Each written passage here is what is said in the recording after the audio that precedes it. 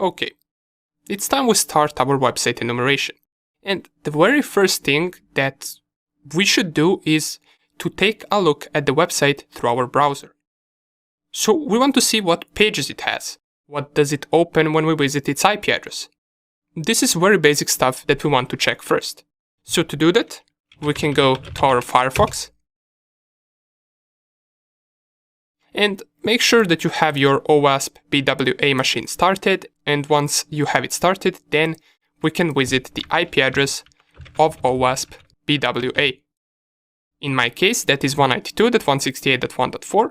We already showed how we can check out the IP address of this virtual machine, so once you do that, type in the IP address in your Firefox and it should visit this page. So this is the first thing that we take a look at.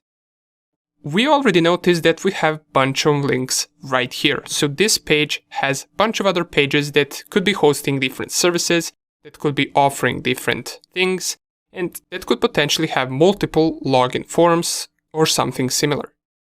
So for example, let's pick any one of these. Let's go to this one under the realistic intentionally vulnerable applications. If we click on it, and let me just enlarge this a little bit so you can see everything better. Well, we visit some type of an application, some type of a page that our OWASP BWA has. And the first thing that catches my eye is something like this. We have a search button. And we also have a login button. What does this mean? Well, it means that this could potentially lead us to some type of a brute force attack where we will try to gain access to a certain account on this page. Perhaps they have weak passwords and we can log in if we brute force the account. You never really know. We can also create an account. So this page is already looking interesting to us. We also have some type of a file that we can send.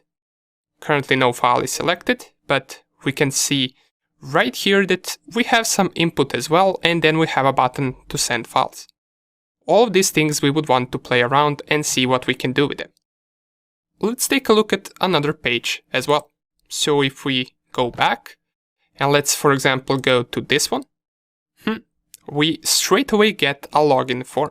So this also tells us that there could be a potential brute force attack or weak credentials attack here as well, since it does offer us a username and password field. Let's go back, since we don't really know any username and password here.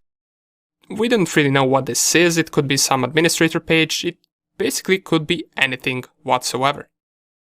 We can also do something like this. For example, go back and let's say we want to try to find some secret administrator page. We can try something like /admin. And in this case, we don't really get anything. It says /admin is not found, but it was worth to try it out. Now, let's check this out on a real website, since this is specifically made vulnerable. So we already know that we will find vulnerabilities in OWASP, but let's go and, for example, search for tesla.com. So this is an official website, it is registered, and if we visit it, so we get some prompt right here that asks us to select our region. Let's just click X right here. And what we would usually be looking for is, once again, we would try to find some type of a login form or some type of a search field or any part of web application where we can interact with. So we already see right here something like a Tesla account. And it does ask us to log in. So we do have some type of a login form. Now, login forms are not the only thing that we are looking for, but for now, it's the first thing that catches our eye. Now, for real websites, we can also perform some advanced search using Google. This is also called Google dorking. It's using Google advanced search techniques to discover information that we might find useful. For example, let's go to Google and let's go with Tesla first. So let's type in site and then 2 dots, tesla.com, and let's say we want to find all the PDF files from this website right here. We would type site 2 dots tesla.com and then file type 2 dots PDF. If I press enter, it will give us all the results of PDF files that this page has. And we can see that these indeed are PDF files. It says right here, as we can see. And perhaps we could find something useful in these PDF files. You never know. Maybe there is some PDF file that has information disclosure, and perhaps it gives us some information that we find useful. We can also try to find some emails from this website. How do we do that? Well, we can do something like this. We could open double quotes at tesla.com, and then we could dash site and then 2 dots tesla.com. Press enter. And let's see. Right now we do not manage to find something interesting for Tesla. And here is one email we did manage to find, but that's just one email. It still could be useful for us, but we're looking for a little bit more. So we can instead try to go with some university websites, since they usually have a bunch of emails. Let's go with this one. I'm going to use a university from my country, and it's located at this website. And we're going to use the same command, so at, and then the addition to the email, and then the site, which is the same link or same domain. I will press enter right now. And here is one email address that could also be useful. Now we can also visit these links and try to find even more, but let's just see what we can gather from here. Here's another email address. And here appears to be a start of a phone number, so we also get that. Here's another email address right here. And that would pretty much be it from the first page. Now we can, as I said, visit these links, and then we can find even more email addresses, hopefully. And here's another one that we missed from the first link. Okay.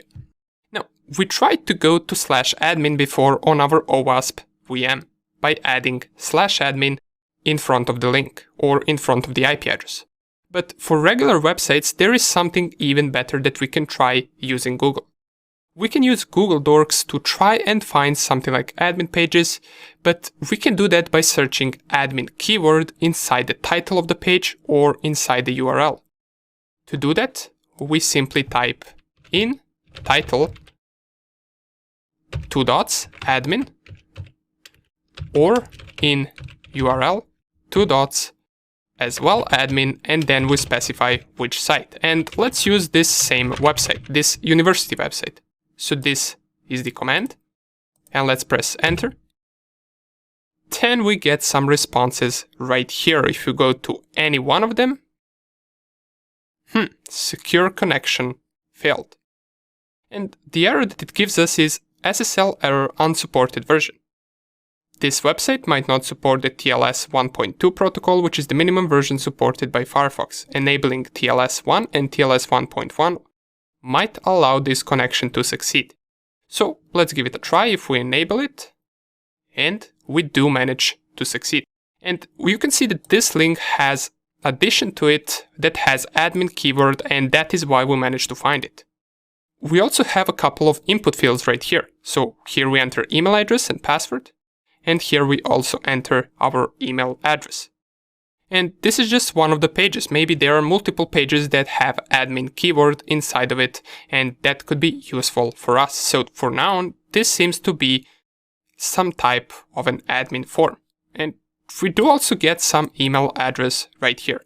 I do believe this is an email address. There's not much info about it, but nonetheless, we did get here successfully. These are usually the things that you would do first to start off with website enumeration.